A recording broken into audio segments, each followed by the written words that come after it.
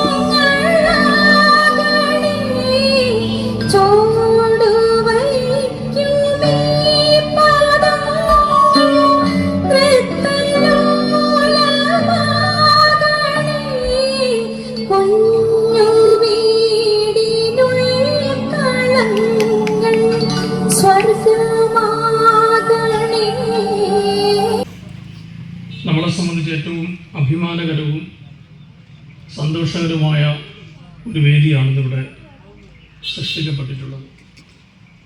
നന്നേ ഒരു ചെറിയ പ്രായത്തിൽ ഒരു സാധാരണ മനുഷ്യന് എത്തിച്ചേരാൻ കഴിയാത്ത തരത്തിലുള്ള അത്യപൂർവമായ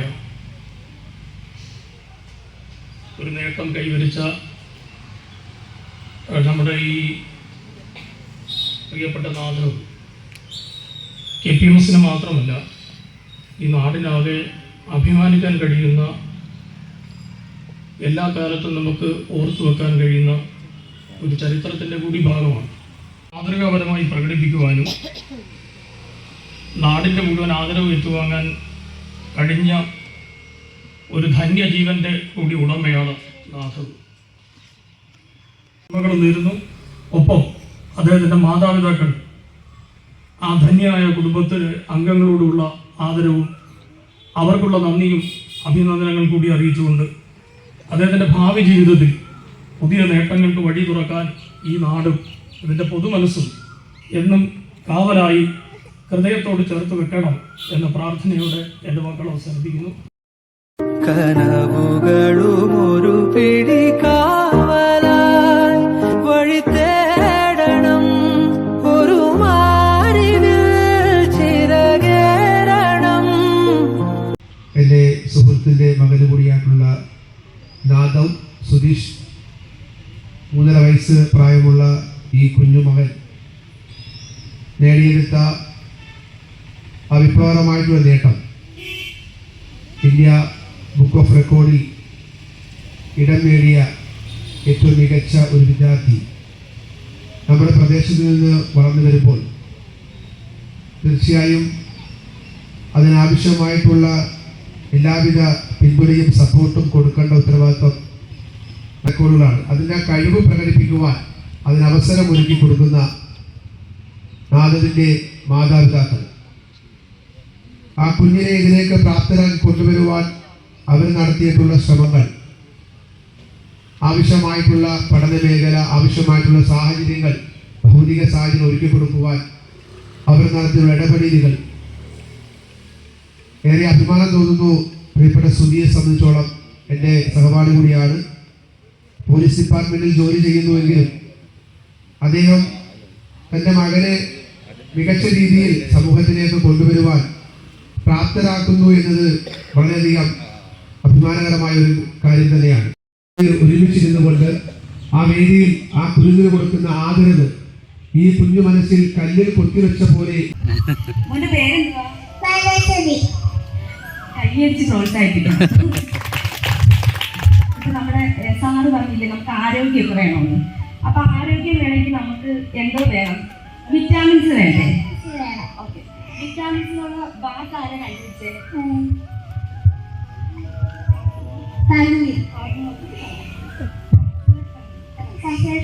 ഓക്കെ, അപ്പൊ നമുക്ക് എത്ര വിറ്റാമിൻസ് ഉണ്ട്?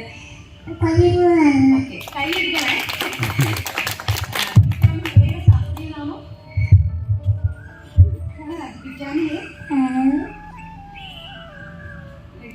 Vitamin B1, vitamin B2, vitamin B3, vitamin B5, vitamin B6,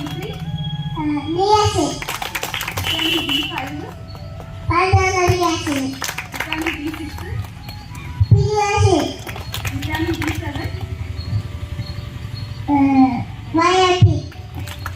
B9. ഇനി അമ്മ കുറച്ച് മന്ത്രിമാരുടെ പേര് ചോദിക്കാവേ. ഗതാഗത മന്ത്രി ആരാ? Toll secretary. പിന്നെ നമ്മുടെ വിദ്യാഭ്യാസ മന്ത്രി ആരാ? പിന്നെ ധനമന്ത്രി ആരാ?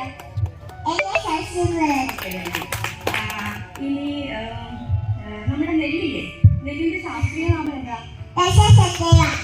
നെല്ലിനകത്തുള്ള ആസിഡ്. നെല്ല് ഏറ്റവും കൂടുതൽ ഉത്പാദിപ്പിക്കുന്ന രാജ്യം? പിന്നെ നെൽവിത്തിനങ്ങളുടെ റാണി? പിന്നെ ഇന്ത്യയുടെ നെല്ലറ? ഇന്ത്യയുടെ നെല്ലറ ഏതാ? കേരള ഗാന്ധി ആരാ? കേരള മോപ്പസ? കേരള ഇസൈ? ഇത് കേരള കിസിന്റെ ആരാ? Thank you. ഒരു സംഭവമാണ്, ഒരു കാഴ്ചപ്പാടാണ് ഇന്ന് നമ്മളിവിടെ ആദരവ് നടത്തുന്ന കുഞ്ഞിന് കിട്ടിയിട്ടുള്ള ഒരു സംഭവമാണ്. ജഗദീശൻ്റെ അനുഗ്രഹമാണ്. അതിനകത്ത് മാറ്റങ്ങളൊന്നുമില്ല. കാരണം ഓരോ കുഞ്ഞുങ്ങൾ ജനിക്കുമ്പോൾ കയറി ചെന്ന് വിദ്യാഭ്യാസത്തിന് ഹരിശ്രീ കുറിച്ച മഹാത്മാവിൻ്റെ ആഗ്രഹം പോലെ തന്നെ 1 നൂറ്റാണ്ട് പിന്നിടുമ്പോൾ 10 പിയക്കാർ എന്ന കുഞ്ഞു സ്വപ്നങ്ങൾക്ക് പകരം 21ാം നൂറ്റാണ്ടിലെ നാദവും സുധി എന്ന മിടുക്കനായ കുഞ്ഞിലൂടെ അദ്ദേഹം ആഗ്രഹിച്ചതിന് അപ്പുറത്തേക്ക് സാമുദായിക അല്ലെങ്കിൽ സാമൂഹിക മറ്റ് വിഭാഗങ്ങൾക്കൊപ്പം അല്ലെങ്കിൽ അവർക്കും മുമ്പേ തന്നെ സമൂഹത്തിലെ വിദ്യാഭ്യാസം കൊണ്ടും ഭൗതികത കൊണ്ടും നമ്മൾ മുന്നിലാണ് എന്ന് ആ മിടുക്കനായ കുഞ്ഞിലൂടെ നമ്മൾ തെളിയിച്ചിരിക്കുകയാണ്. മകനായിട്ട് കരുതലുള്ള ഒരു കുഞ്ഞായിട്ട് സമൂഹത്തിന് ഉപകാരപ്രദമാകുന്ന ഒരു മകനായിട്ട് നാളുകളിൽ അവൻ വളരട്ടെ എന്നാണ് എനിക്ക് ആശംസിക്കാനുള്ളത്. തീർച്ചയായിട്ടും ഇന്ത്യൻ ബുക്ക് ഓഫ് റെക്കോർഡ്സ് എന്ന ഈ ഒരു പദവിയിലേക്ക് എത്തുമ്പോൾ അവൻ്റെ പ്രയത്നം നമ്മൾ കാണാതെ പോകരുത്. സ്വപ്രയത്നം കൊണ്ട് തന്നെ അതുപോലെ തന്നെ അവൻ്റെ മാതാപിതാക്കളുടെ സഹായം അത് ഒട്ടും പിറകിലല്ല അവരുടെ സഹായം എന്ന് പറയുന്നത്.